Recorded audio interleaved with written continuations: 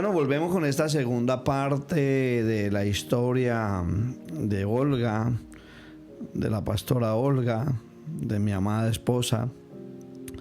Y hemos resumido un poco la historia, ¿no? Una niñez de un nacimiento no esperado, abandono, rechazo de parte de su familia, vivir un tiempo con la mamá en un pueblo guerrillero, persecuciones, vivir un tiempo en casa de su padre, maltrato, malas palabras, de una ciudad a otra, sin adaptarse en un lugar, pero en su corazón con el deseo de prosperar. Aparece una persona en su vida que marca su vida. Ella, para solventar el dolor de su madre, se queda embarazada de esta persona por la pérdida de su hermana, que tenía 6 años cuando su hermana muere. Pero mucho antes de todo este suceso, nos regresamos unos años atrás, y aproximadamente a los 9 años, 10 años. Sí, tenía 11, porque yo me fui más o menos en esa edad a buscar a mi mamá, y ese es el tiempo en el que en los pueblos se usa mucho el tema de que cuando están descuajados, no sé exactamente dónde quedará el cuajo. Sí, es muy típico. Pero que te llevan para que el sobandero o el que te hagan un masaje, que para que dejes de vomitar. No recuerdo exactamente. No son masajes lo que conocemos hoy en día. En ese tiempo llevaban a una persona en el pueblo que era un yerbatero, sí, que hacía cosas con hierba, con alcohol, con diferentes tipos de cosas. Brujería. Y empezaba a sobar a los niños en el vientre. Y eso realmente está vinculado a la brujería, a la hechicería. Y aparte de eso, ese tipo de personas abusan. Este hombre era un brujo. Él era de los que hablaban o hacían cirugías a través de rezos y no sé qué cosas más, pero es lo poco que recuerdo. Pero claro, mi madre me lleva a ese sitio y él le dice a mi madre que salga porque tiene que hacerme un masaje, tiene que sobarme el estómago y no sé qué, y abusa. Entonces hubo tocamiento. En esta historia, abuso, malos tratos, malas palabras, pero aún así nada frenó el impulso y el deseo de superarse. Ella nos cuenta ya, y ahí quiero continuar en la historia. Vives con tu abuela, volvemos a la ciudad de Bucaramanga, ya tienes 23 años, la niña ya tiene aproximadamente 2 años. Estabas estudiando fisioterapia en la Universidad Manuela Beltrán. Y ahí, ¿cómo fue la historia que te conociste con este galán, no tan apuesto galán? En ese tiempo las cosas eran... Sí, era un galán. Bueno, pues yo siempre lo veía a este galán. Yo vivía con mi abuela. La casa de mi abuela tenía la planta de abajo, que eran los sitios donde habían locales que tenía alquilados. La primera planta era donde nosotros vivíamos y en la segunda planta era alquilado. En Colombia se suele decir que el primer piso es abajo, la calle, pero aquí es el bajo, ¿no? Total que yo le veía venir a este galán y lo veía que aparecía por casa, pero él tenía, los amigos de él vivían en la tercera planta. Bueno, en la segunda, bueno, ya no sé. Total que cuando él llegaba, yo lo escuchaba cantando. Siempre entraba cantando y yo decía, ha llegado, y lo miraba y decía, qué lindo, qué guapo que es. Pero él no se enteraba. Y siempre le veía llegar. Así, de esto yo creo que pasaron casi unos 2 meses, 3 meses.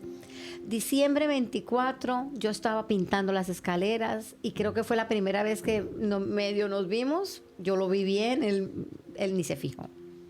Y yo estaba pintando y él pasó a visitar a sus amigos. Febrero ya pasa el tiempo, en febrero yo ya definitivamente llego de la universidad y le veo en los locales que mi abuela tenía alquilados donde vendían empanadas, y lo veo que estaba ahí comiendo empanadas con un amigo. Y yo dije, esta es mi oportunidad. Y fui corriendo, cogí a mi hija, dije, vámonos a comer una empanada. Bajé, entré al local, saludé, todo muy bien. A mí me gustaba muchísimo. Y, ¿ya no le gusta? Me gusta mucho. Y en ese momento pues le dije los saludo muy amable a todo el mundo, hola, ¿qué tal? Pido las empanadas. Y el amigo que estaba con él, Willington, le dijo, esta mujer no dice ni buenos días. En Colombia se dice que es muy creída, que era muy, muy estirada, que no le quería hablar a nadie. Pero en realidad era más bien era que era muy, muy tímida, era más bien cuidándome de las personas. Total que saludo y él le dice a mi galán, le dijo, esta mujer ha bajado por usted. Ella vino a este local por usted. Y entonces ya él se interesó, empezamos a hablar, estuvimos ahí hablando un ratito, le conté dónde estudiaba, qué estudiaba, y nos pusimos a hablar y, no, yo estudio de tal hora a tal hora, salgo a las 6:30, ta, ta. Pues, ¿qué ha pasado? Que al día siguiente apareció en la puerta de la universidad a las 6:30 buscándome. Pero bueno, te conoces conmigo, voy a decir con él, voy a hablar en tercera persona, y lamentablemente se cruza un viaje de por medio. Sí. Pasados 4 meses de esto, es cuando él me dice, bueno, yo me tengo que ir, me ha salido un viaje para España, y pues me voy. Y yo, ¿cómo que se va? Y yo, no, he encontrado el amor de mi vida, estábamos súper enamorados, y yo decía, no lo quiero dejar ir. Toda mi familia me decía que estaba loca. ¿Cómo te vas a ir? Y no, si él se va, yo me voy. Pero claro, yo montándome en un bus que todavía no sabía si me iban a invitar. Cuando él me dice, sí, yo viajo en tal fecha, y pasado el tiempo, él me llama. Creo que nosotros hablamos constantemente, casi todos los días hablábamos. Ten en cuenta que hace 25 años no había WhatsApp, no teníamos esta cantidad de tecnología, todo era por cabina, de teléfono. Si querías hacer una foto tenías que buscar un locutorio, escanear, enviarla por correo, por Messenger. Era un poquito la comunicación. Pues hablábamos todos los días, bueno, empezamos a hablar porque yo me puse a investigar en la universidad que había una cabina telefónica de estas donde solamente puedes llamar. Pero yo me instalé un identificador de llamadas en mi casa para poder saber ese número cuál era. Y ya le di el número a él para que él me llamara. Y él me dijo, ¿te quieres venir para España? En una de sus llamadas, ¿te quieres venir conmigo para España? Y yo dije, claro que sí. Preparé las cosas, preparé a mi hija y viajamos para España. Eso fue en junio. Junio del 2000, del año 2000. Del año 2000. Pero cuando tú llegaste, tú venías con una mentalidad de formar una familia, cosa que no habías tenido, Sí. de tener un hogar, porque la historia no es tan hermosa desde el inicio. Y cuando llegas, pues te encuentras más de lo mismo. Sí, fue un poco conflictiva la situación, era difícil porque sí, ya es difícil la convivencia entre dos personas. Pero hay algo que yo quiero centrarme, que nos cuentes un poco, porque tú venías de estudiar, tú Sí. venías ya de haber superado un poco la historia del pasado, estabas en la universidad, tu abuela te cuidaba a la niña y no habías trabajado realmente en cosas muy fuertes y venías con la mentalidad que continuar tu carrera, terminar la carrera de fisioterapia, y cuando llegas te encuentras y te chocas con la realidad de la persona que migra, porque a veces la gente llega de allá con un doctorado, con una maestría, y no dudo que la persona sea profesional, pero no puede llegar a ejercer, no puede llegar a trabajar en aquello que sabe hacer. Claro. Entonces, sumado a estar lejos de la tierra, lejos de la familia, lejos del entorno, lejos de las costumbres, te encuentras que no puedes hacer aquello que sabes hacer y tienes que ponerte a hacer pues lo que salga. Pues mira, cuando llegamos aquí a España, yo pensaba totalmente era que venía a estudiar. Dije, me voy a ir a la universidad, pero claro, me encontré que en la ciudad donde nosotros llegamos no había universidad. La universidad estaba lejos. Yo tenía una niña de 3 años, 4 años, tenía que cuidarla. Fue totalmente una perspectiva distinta de lo que yo quería.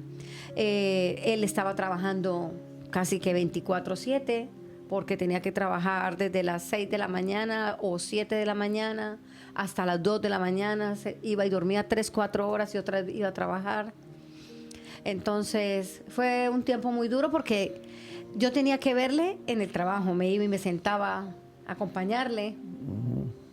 Fue un tiempo muy bonito porque el Señor procesó nuestra relación, nos afianzó en el amor, pero había mucho problema con el alcohol. Él bebía, entonces yo lo acompañaba, los dos empezamos a beber. Porque se manifestaban las herencias, tanto la herencia mía como la tuya. Y se manifestaron, se unieron dos caracteres difíciles, se unieron dos temperamentos fuertes, dos temperamentos que querían gobernar. Eso era una guerra de tronos. ¿Quién manda? ¿Quién gobierna? Sí, ese era mi lema. Yo siempre había pensado y decía que ningún hombre me iba a gobernar. Y que toda la vida yo había vivido mi vida sin que nadie me mandara, sin que me dieran directrices de qué hacer. Pues no quería que nadie me mandara. Y pues fue difícil porque era comenzar a caminar bajo de que tenía que sujetarme, hacer caso. Y bueno, fue muy duro porque yo quería ser la que mandaba. ¿Y cómo fue esa convivencia, no solamente en la parte de la casa, sino el iniciar esos trabajos difíciles por los que pasaste? ¿Cómo amoblamos esa primera casa? Sí. ¿Cómo fue la historia? Porque la gente confunde las cosas, la gente no entiende que hay un proceso y que hay un tiempo para conseguir las cosas. Cuéntanos un poco cómo era ese apartamento donde vivíamos. Pues mira, cuando cogimos ese apartamento lo amoblamos con la nevera, con la lavadora que encontramos en la calle. Y la nevera me tocaba darle con algo caliente, echarle agua caliente para que se pudiera descongelar para saber qué era lo que había, si había carne, si era pollo, porque tenía demasiado hielo. Y la lavadora la recogimos de la calle y cuando empezaba a centrifugar, para que no empezara a bailar por la casa, nos teníamos que sentar sobre la lavadora para sostenerla, porque si no se iba por toda la casa. Y la tele. Acuérdate de la tele. La tele había que encenderla de un golpe. Claro, y para cambiar los canales también era tremendo, para que se centrara la imagen. En ese tiempo compartíamos apartamento con un primo que estaba con su esposa y su hija. Sí. En la otra habitación, nosotros dos con la niña dormía en los cojines. Y llegó un primo, Robinson, para ese tiempo, y la intimidad era un armario, una puerta del armario que se abría así. Sí. Robinson en una cama, tú y yo en una cama de las pequeñitas, de las angostas. En una cama sencilla. Sencilla, y la niña en el suelo, en una colchoneta. En un cojín, que no era eran los cojines del sofá, del salón. Y las cosas luego amoblando con cosas de la basura, colchones de la basura. La gente tiraba en ese tiempo muchas cosas a la calle. Sí. Y el tema de la hostelería, pasamos un proceso en la hostelería que a veces la gente dice, bueno, trabaja en un restaurante, comerá bien. No siempre es así. No, y mira, primero que empecé como camarera de piso, de habitaciones, limpiando las habitaciones. Y fue un poco difícil, porque ese tiempo estaba recién llegada y yo mientras lavaba el baño lloraba. Los baños sucios, fue un tiempo donde estaban todos los obreros de una autovía que estaban haciendo y esas habitaciones quedaban terribles. Cada día que entraba, las camas, los baños, yo decía, no, ¿por qué dejé la universidad? ¿Por qué hice esto? ¿Por qué me vine para acá? Que era el mismo hotel en el que yo trabajaba de camarero, de mantenimiento, donde pasaba prácticamente todo el día, muy cerca de donde vivíamos por la misma calle. Sí. Y era el día entero en el hotel. Sí, permanecíamos allá hasta que ya dije, bueno, no, aquí no puedo estar porque tampoco tenía quien cuidara a mí. Entonces de ahí ya nos fuimos a trabajar de camareros, nos fuimos a un hotel de ingleses. No, tú te fuiste a un restaurante. Bueno, sí, cuando lavé los platos. En los balcones. Trabajé 6 meses de fregaplatos. Y yo me fui... Donde no había lavavajillas. Y yo me fui a un hotel de ingleses, pero en ese hotel, ¿te acuerdas que como no tenía transporte hasta la Cenia, Villamartín, más allá de la Cenia, con un italiano que aún tiene sus negocios aquí, él me vendió, bueno, con trabajo me pagó con una moto, una Vespino, de esas Vespas que son de pedal. Y ese era mi medio de transporte hasta Villamartín, que era donde yo trabajaba. Cuando la moto se varaba en las madrugadas, yo me venía andando con la moto hasta Torrevieja. Estamos hablando desde no sé cuántos kilómetros. Hay creo que 25. 25, 20 kilómetros por lo menos. Sí. No sé, aproximadamente. Sí, andando en invierno. No podía dejar la moto tirada porque al otro día tenía que volver a mi trabajo. Recuerdo que le dije al jefe, que era un inglés, Tony, con el que hice buena amistad, le dije, Tony, porque me pusieron de encargado a los pocos días del restaurante. Y le dije, ¿cómo voy a llegar yo como encargado, todo el mundo llegando en coche y yo llegando en una moto de pedal? Y él me regaló un coche a los pocos días, un Ford Scorpion automático, gasolina, viejo, pero la gente lo llamaba la amenaza plateada, porque en ese tiempo pues, yo seguía viviendo en desorden, en fiesta y en cosas así. Y fue el medio, pero antes de que me dieran el coche íbamos en la moto y teníamos en partes bien grandes y en una moto chiquitita. En partes donde teníamos que parar, bajarnos de la Me moto tenía que bajar. e ir caminando con la moto para poder coger otra vez o plano o bajada. En la subida nos bajábamos. También tuve una super bicicleta, ¿eh? A la Harley Davidson. También trabajé limpiando portales y me tenía que ir a las 4:30, 5 de la mañana montando una bicicleta Harley Davidson. ¿Por qué era Harley Davidson? Porque cuando me subía a la bicicleta y empezaba a pedalear, y quedaba... Eran esas monaretas que el asiento era largo, que tenía un respaldo así, y el manillar era ancho, abierto. Alto, sí. No sé si recuerdan esas monaretas. Entonces, cuando ella pedaleaba, a medida que iba avanzando, el sillín se bajaba y ella quedaba así, como si fuese en una Harley. A las 4:30 de la mañana yo la veía irse. Y antes del coche, se vivieron muchas situaciones difíciles. Sí.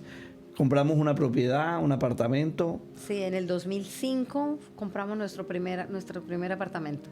Lo vendimos al año antes. 2 añitos. Y le sacamos un buen beneficio y nos compramos una casa superior a nuestras posibilidades. Sí. Y fue cuando comenzó el tema del Euribor y tuvimos... Era el tema del auge, te daban créditos en todos lados, te daban tarjetas de crédito en todas partes, donde llegabas te daban tarjeta. Nosotros éramos fieles clientes del Corte Inglés. Sí. Nos endeudamos, duramos más de 12 años pagando deudas por ser malos administradores. Total. Perdimos la casa. Perdimos el coche porque también nos habíamos comprado un coche de 0 kilómetros. Nos habíamos comprado un coche de 40.000 euros. Tenemos una casa de 3 plantas. Y teníamos todo eso, pero teníamos división, conflictos, guerra. Cuéntanos un poco de esa casa, ¿qué sucedió? ¿Tú te ibas a ir? ¿Te ibas a volar con mi hijo? Pues ya nosotros, después de estar juntos 3 años, Dios nos regaló a nuestro hijo, Camilo, que hoy por hoy tiene 21 años.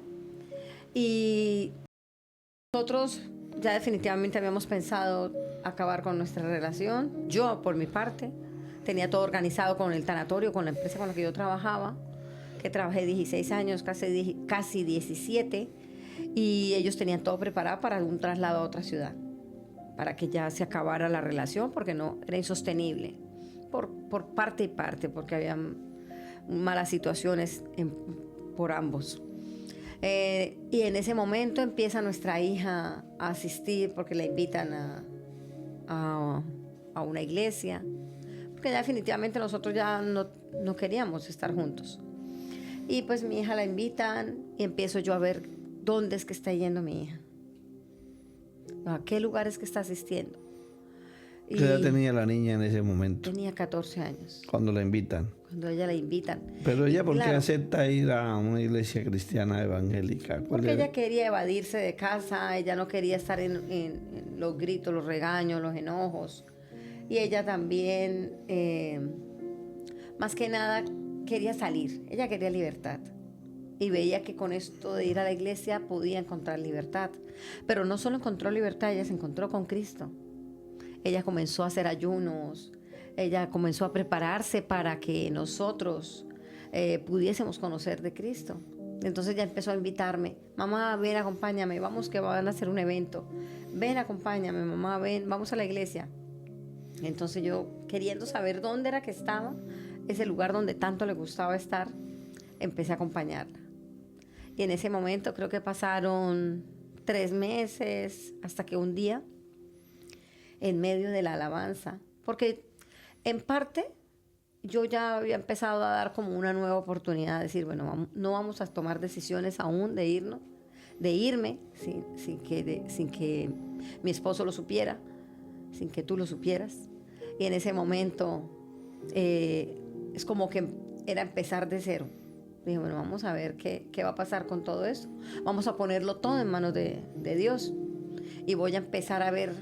Sí, porque mi hija me decía, mamá, Dios es maravilloso.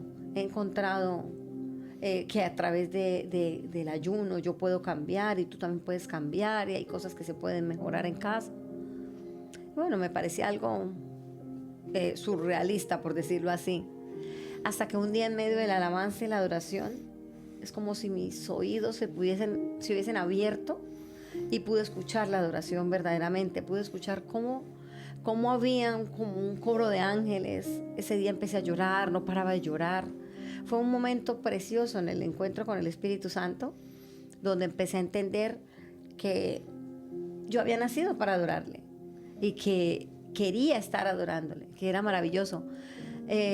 Ahí comenzamos a asistir a mi hija y yo como más seguido, porque ella sí iba, pero yo no. Yo siempre con las excusas de que despacito. Todo el tiempo no vamos a estar, yo no voy a estar allí metida, porque aparte, cada vez que le decía a mi esposo, vamos a ir a la iglesia, acompáñanos. Él decía, no, el domingo es el día para entrenar el perro. Sí, porque en ese tiempo teníamos un Rottweiler y era verdad que lo entrenaba. Era un perro que estaba llevándolo a una escuela de adiestramiento, llevaba ya una inversión hecha con él.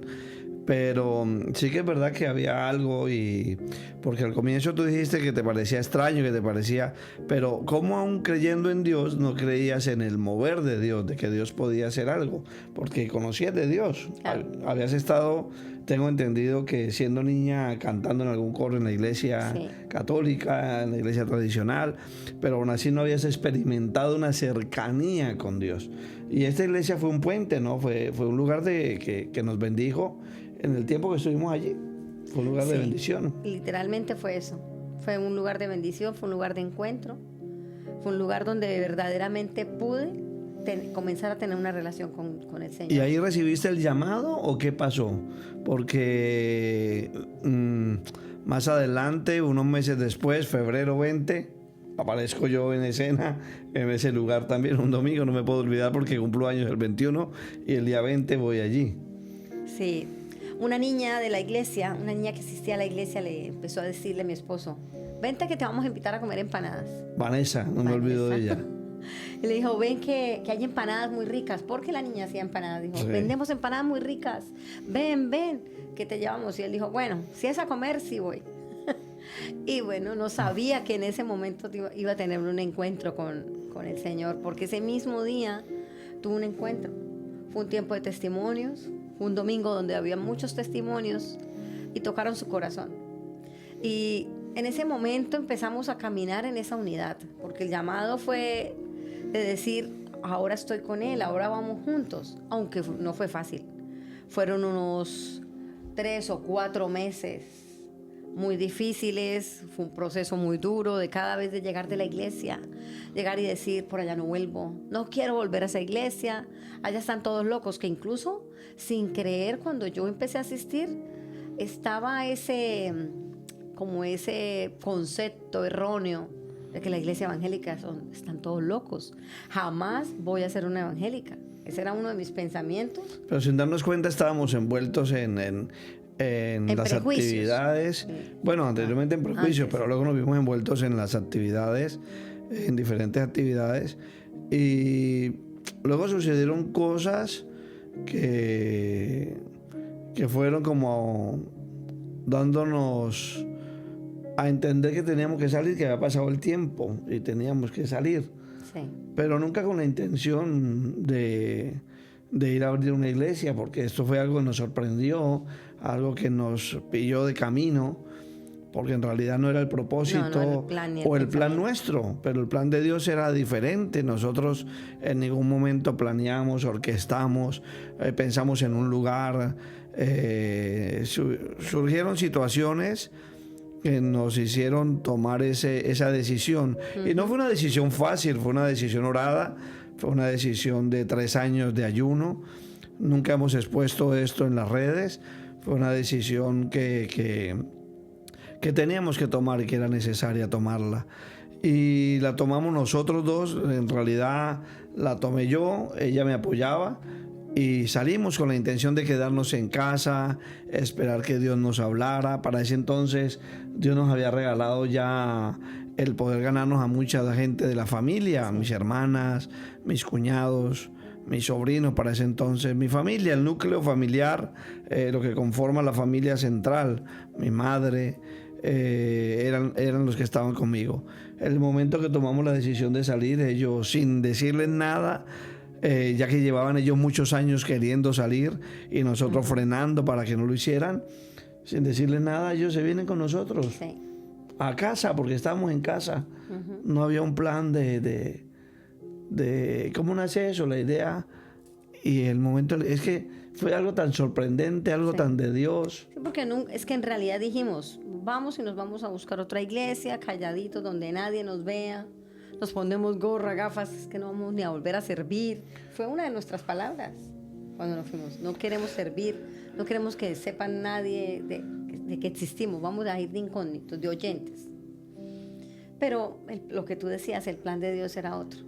Y empezamos a pedir a un conocido, un pastor conocido, que orara por nosotros, porque nos sentíamos desamparados, nos sentíamos solos. Un pastor conocido que tenía la iglesia principal, o de sus pastores estaba en Portugal. En Portugal, sí. Y luego, ¿cómo nace el deseo de ir a lo que hoy es el ministerio Cristo Viene? Porque nosotros a ellos los conocimos, a quienes son nuestros pastores hoy en día, en una vez que visitamos la iglesia. Pero nunca ellos dijeron, no, ni o expusieron que estuviéramos allí. Jamás. No, fuimos de visita como quien que va a otra ciudad y no quiere dejar de congregarse y visita una iglesia. La verdad que fue algo muy sorprendente, porque solamente con un momento, una visita que tuvimos, un encuentro que tuvimos, el Señor nos ligó, nos unió. Nos conectó Literalmente. con el ministerio. Nos enamoramos del ministerio, porque nosotros amamos la liberación. En ese momento nos parecía algo wow, maravilloso. Solamente una vez que fuimos a un culto, recibimos liberación. En un culto, sin que nadie pusiera las manos. Exacto.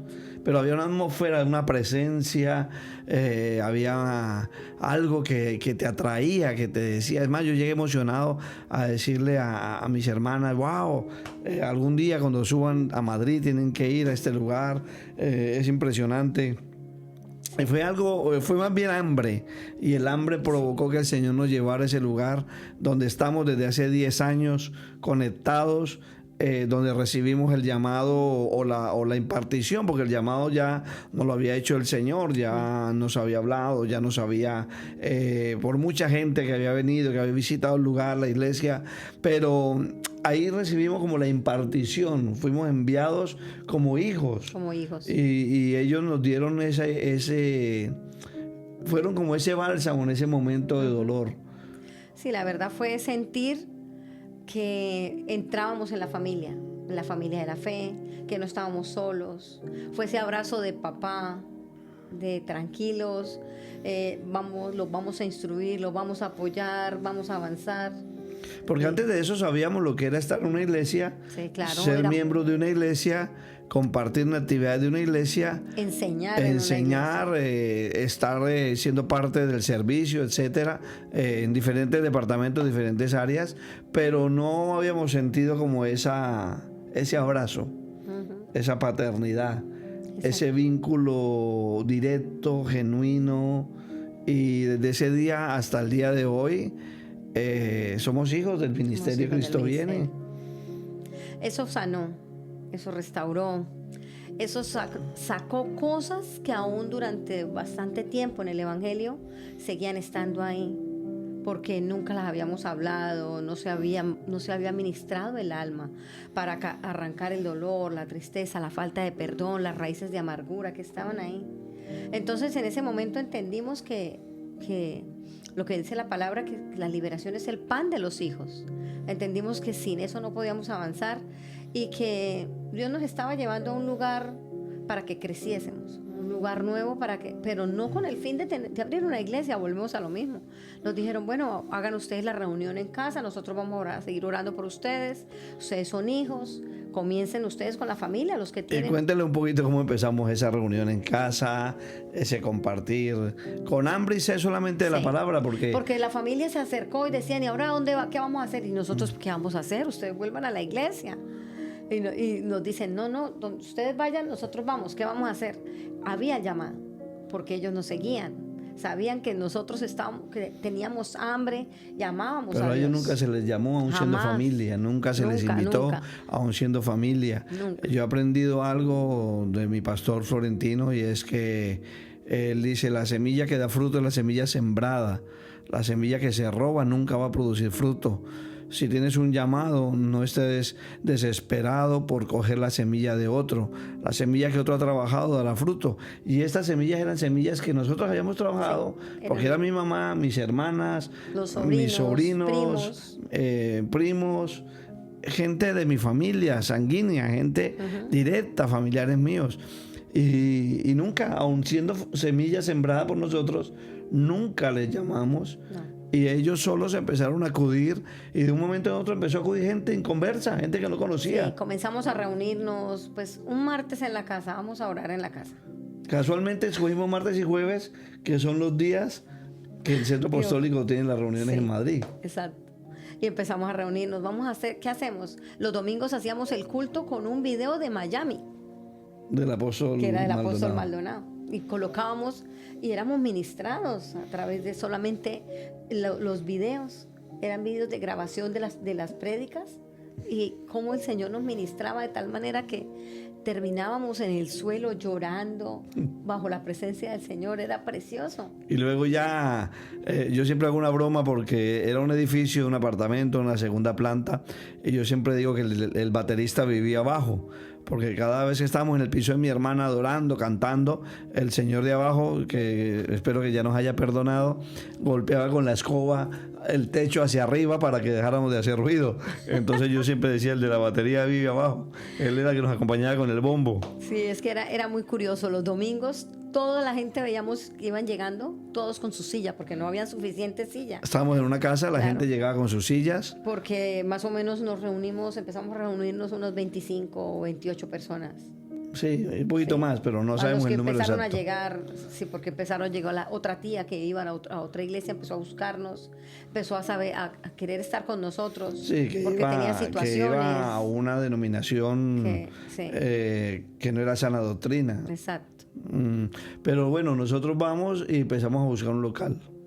Claro, cuando empezamos a ir a Madrid y empezamos a hablar con nuestro pastor y dice, hijos, el Señor les va a enviar porque el lugar de ustedes va a ser grande, va a ser muy grande. Recibimos una palabra Exacto. profética de parte Sí. del pastor. Nuestro pastor nos dijo, ustedes van a tener una iglesia muy grande, llena de almas, porque el Señor los va a usar con mucho poder. Y hoy por hoy, cuando comenzamos en ese momento, porque primero empezamos haciendo reuniones en nuestra casa. Hacíamos las reuniones los martes. ¿Y qué más hacemos? No, pues el jueves vamos a leer la palabra y el domingo hacíamos el culto en casa de Cristina. Y en ese momento empezamos a darnos cuenta que ya no cabíamos, que no podíamos, porque el vecino nos seguía haciendo lo de la orquesta, ¿no? Con lo de la batería. Y empezamos a buscar un local. Vamos a buscar un sitio más grande. Empezamos y conseguimos un local. Pero nuestra oración era un lugar que esté preparado, que esté listo, donde no tengamos que llevar nada. Solo la Biblia, decía yo. Sí.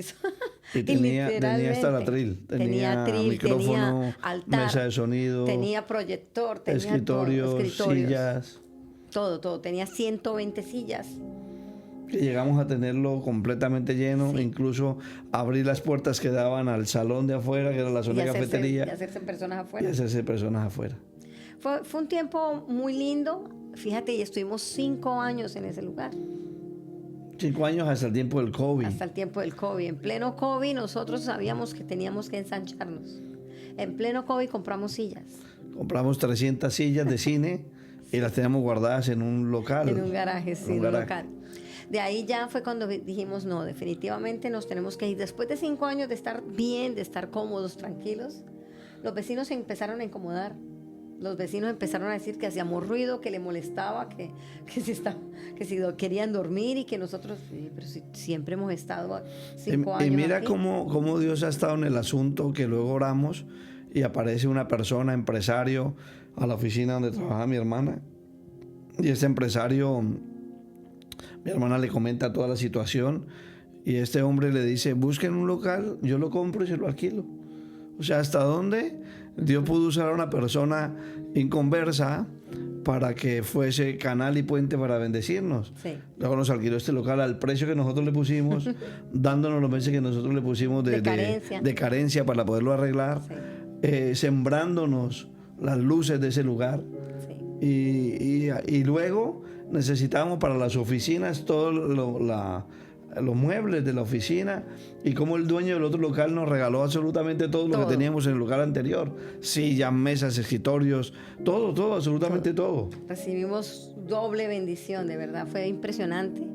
Y a través de la mano de todos los de la iglesia, de que estaban queriendo un sitio nuevo, un sitio grande, todos apoyaron, todos pintando, organizando. Fue un trabajo maravilloso. De equipo.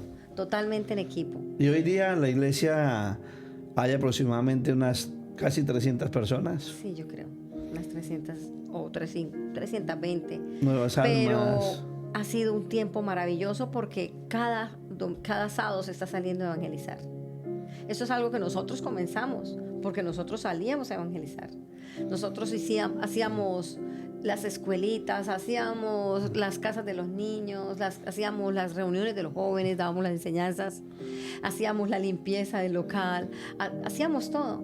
Y cada vez fuimos creciendo, llegamos a tener al principio un liderazgo que era para ir organizando la iglesia, porque es bíblico que tienes que delegar para poder llegar a todo el mundo, para poder dar las clases, las enseñanzas. Y ese liderazgo era mis hermanas y mis cuñados. Claro, éramos 6, empezamos, luego de los 6 nos fuimos avanzando a 12. Y a ellos se les entrenó. Se prepararon, se fueron entrenando, recibieron todos su liberación personalizada, un tiempo de entrenamiento también para saber e irnos extendiendo con nuevos conocimientos. Ante todo, aprender que teníamos que empezar de cero, tener un corazón enseñable. Y empezamos como si fuésemos nuevos creyentes. Y empezar de cero y borrar y quitar cosas que habíamos aprendido mal o que entendimos mal y que era necesario volverlas a afirmar. ¿Qué consejo le dejas para terminar? Porque toda esa historia se resume en que si dispones tu corazón y verdaderamente confías en Dios, no importa lo que hayas vivido. Conocemos la historia de la pastora, que es mi esposa además, la historia dura que vivió desde la niñez, cómo pasó por intentos de abuso, cómo pasó por momentos de que la misma guerrilla intentó llevársela, momentos de miseria, de pobreza, momentos de dolor, de mucho dolor, de desprecio, pero cómo se fue levantando con la ayuda de Dios, con la mano de Dios, y cómo llegó a pelear por su hogar, porque yo personalmente de primera mano puedo dar testimonio de que el hogar que hoy tenemos es gracias a su esfuerzo, a su oración. Yo llegué por sus oraciones. Hay cartas guardadas de que ella le escribía a Dios para que yo cambiara. Pero yo no podía cambiar si yo no comprometía mi voluntad, si yo no rendía mi voluntad a Dios. Nunca Dios hubiese empezado a obrar en mi vida, aun cuando Dios es soberano, todopoderoso, pero Dios nunca va a violentar tu voluntad. Si tu hogar no está cambiando, si tu hogar no está mejorando, es porque una de las partes no quiere. Es porque una de las partes no ha dispuesto su corazón. Es sencillo, esto se trata de querer, de rendirse, de morir. Y para terminar, pastora, dígale algo a los oyentes, despídase. Pues, ante todo, decirles que solamente Dios es el que transforma. Dios es el que va a traer un nuevo amor a tu vida. Que de la misma manera que Dios lo hizo conmigo y lo hizo con nosotros porque no nos amábamos de verdad, trajo Dios un nuevo amor, un verdadero amor, tú también puedes hacerlo. Tu hogar puede ser restaurado, tu vida puede salir adelante, puedes estabilizarte en una relación, puedes ser libre de la falta de perdón, del dolor, de la tristeza y ya no sufrir más manteniéndote atado a tu pasado y no justificarte de que lo que estás viviendo es a causa de lo que te hicieron. Ya es tiempo de soltar el pasado y pedirle a Dios que te haga una persona nueva. Antes de que ore, yo también quiero darte las gracias. Gracias por amarme, gracias por haber resistido, gracias por haber permanecido. Gracias por toda la oración que hiciste por mí, porque no fue en vano. Dios la escuchó y la sigue oyendo, sigue haciéndolo.